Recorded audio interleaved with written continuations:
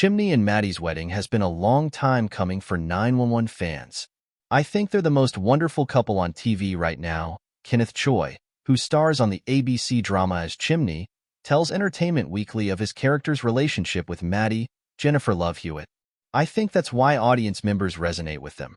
Not every couple has an ex-husband stabbing them and kidnapping and beating them. But that's a metaphor for other trials and tribulation that couples go through. And the point is, you have to overcome it. You have to come back to what brings them back, which is true love for one another. And this week's episode of 911 certainly put the couple through some tribulations. After wandering delirious through Los Angeles and missing his wedding, Chimney is diagnosed with viral encephalitis and confined to a hospital bed. As soon as he's good enough, and not having visions of his blood brother, Kevin, James Chinn, and Maddie's ex-husband, Doug, Hewitt's real-life husband, Brian Hallisey, Chimney insists on a wedding in the hospital, complete with a soundtrack provided by Hewitt herself. In the wake of the emotional episode, Hewitt and Choi speak to EW about the unconventional ceremony, those returns from beyond the grave, Bucks, Oliver Stark, Sudi kiss with Tommy, Lou Ferrigno Jr., and how long they think this happy ending for Maddie and Chimney will last.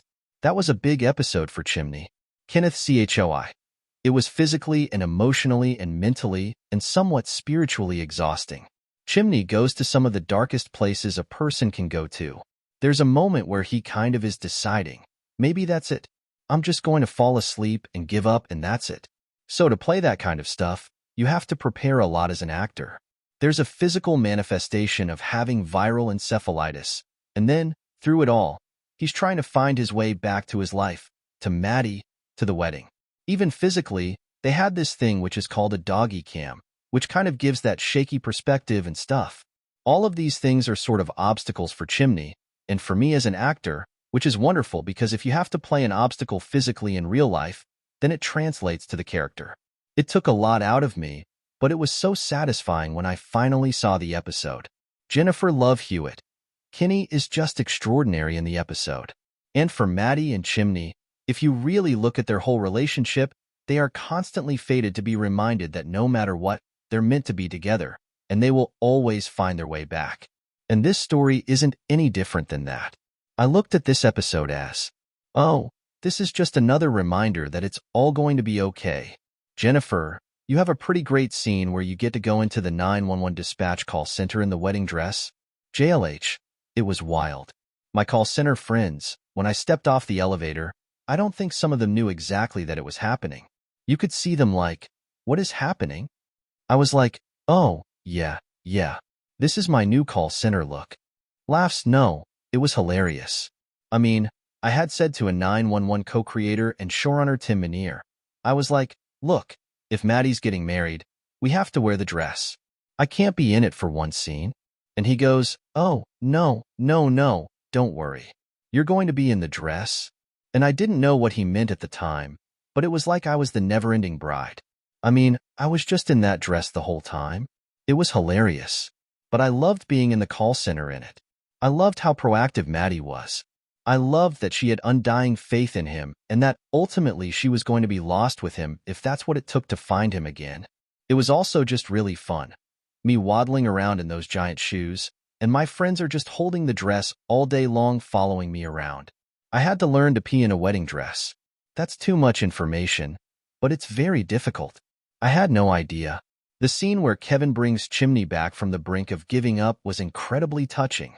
How was it to work with James again?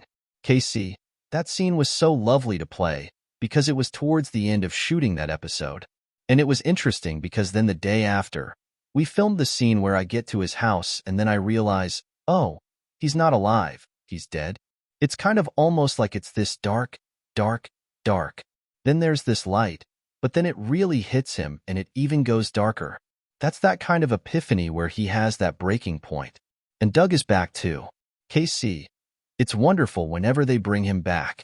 First, Brian is a wonderful guy, and he's a terrific actor. I love filming scenes with him.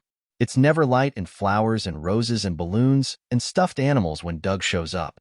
So there's a physical conflict with the viral encephalitis, but this sort of mental-emotional roller coaster he's on, constantly seeing this figment of his imagination manifested in this character who stabbed him, who used to beat the crap out of this woman he loves and is going to marry. But it all ends up happy in the end. KC. It's apropos for a Chimney and Maddie wedding to be in the hospital. They always find their way back to each other. They're the couple that is about true love. I think they fell in love the moment that they saw one another. And it doesn't matter what kind of curveball, what kind of trauma, what kind of obstacle you put in their way, they're going to surpass it. They're going to overcome it. But this is 911. How long will that happy ending last? JLH, well, I think I can say this. Just yesterday, I was talking to someone on the set and I was like, this is the first time ever that Maddie and Chimney have no unfinished business. We're just kind of in a good spot. She's happy at work. She's happy as the mom. We finally got married, and we're just kind of in a good place. I think it's just some good stability and goodness for a while. And that's kind of nice to say, because we've been through so much. I mean, I do love all the crazy stuff that we're put through. So I hope that we have some crazy stuff again. But I think for the future, through the end of the season, it's just good. It's joy. As for season 8, well, we'll see. You weren't the only ones taking a big step in your relationship this episode. We also saw Buck and Tommy reveal their relationship to the rest of the 118, to very little shock. KC, I think it was the brilliance of Tim Minear. Even introducing the storyline of Buck and Tommy, he said, I don't want it to be this very special episode of 911. I'm going to make this a FING romantic comedy, man. You won't see it coming. It'll come out of left field. And I think that's the same thing he did with the revelation. There's no sit down. There's no big discussion or talk about it. It's what it would be. This guy has found love, Fina. Well, I think love finally. And they come in and we see their faces, covered in the same soot. And at first it is shock, because you're like, oh. But then after it's, oh, okay. It just kind of makes sense, right? And I love the fact that he did it in such a subtle way. That's the beauty of Tim Minear's craft. He knows how to convey a story, and he doesn't clobber you over the head at it. He comes in a different way where you don't expect it.